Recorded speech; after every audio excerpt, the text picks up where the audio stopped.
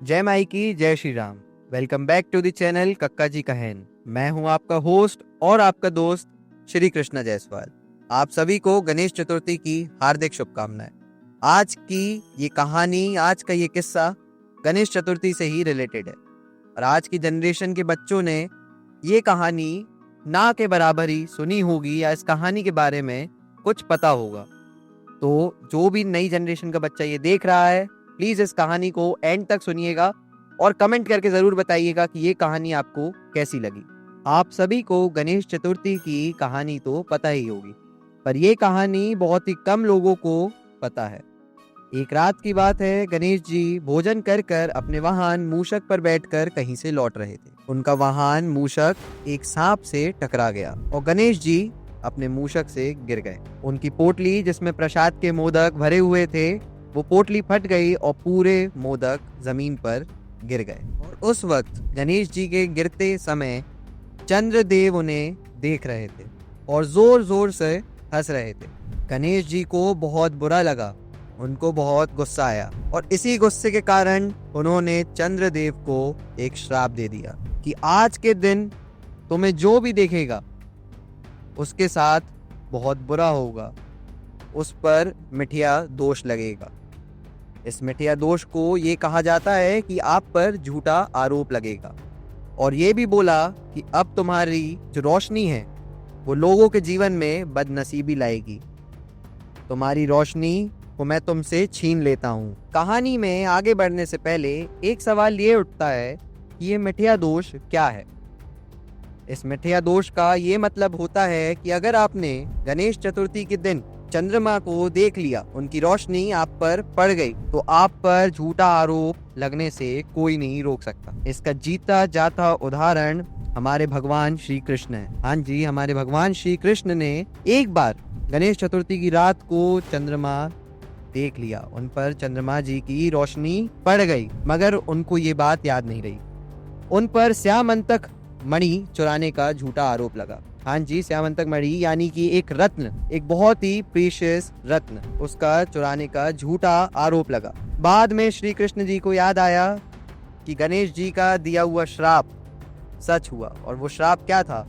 वो श्राप ये था कि गणेश चतुर्थी की रात को जो भी चंद्रमा को देख लेगा, जिस पर चंद्रमा जी की रोशनी पड़ जाएगी, उस पर झूठा आरोप लगने से कोई नहीं रोक सकता, उसकी लाइफ में बदनसीबी आने से कोई नहीं रोक सकता।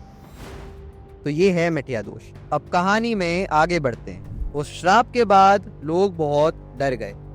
ये माना जाने लगा कि गणेश चतुर्थी की रात को अगर कोई चांद देख ले तो वह बहुत अशुभ माना जाता है, उस पर मिठिया दोष लग जाता है, यानी कि बिना दोष के आपके ऊपर आरोप लगेगा। उस श्राप के तुरंत बाद चंद्रमा जी को अपनी गलती का एहसास हुआ। उनको ये एहसास हुआ कि उन्होंने बहुत बड़ी भूल कर दी।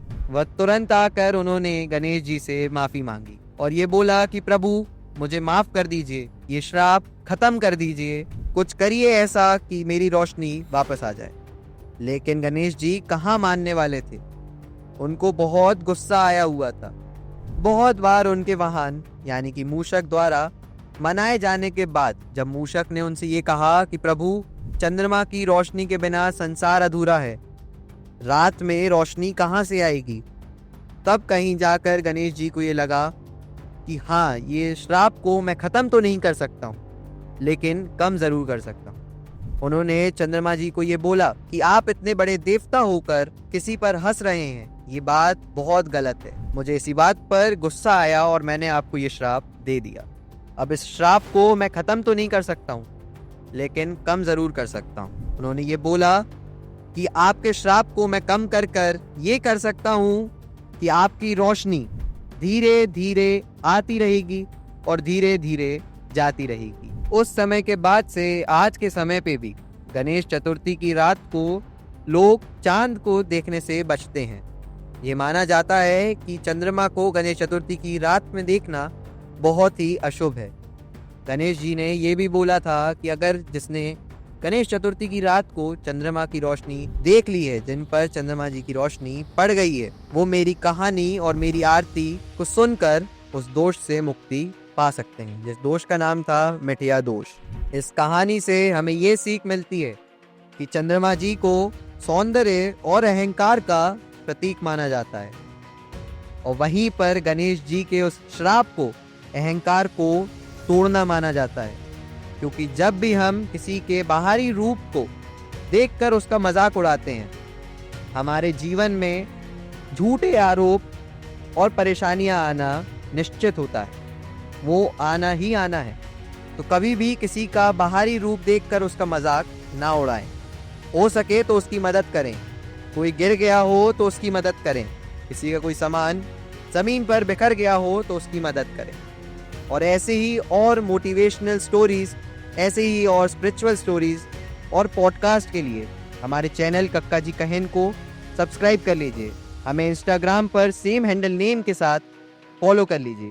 बहुत जल्द मिलेंगे एक और नए पॉडकास्ट के साथ, एक और नए वीडियो के साथ। मैं हूं आपका होस्ट और आपका दोस्त Shri Krishna Jaiswal. Thank you for watching कक्का जी कहन। जय माई की, जय श्री राम और गणपति बप्पा मोरया।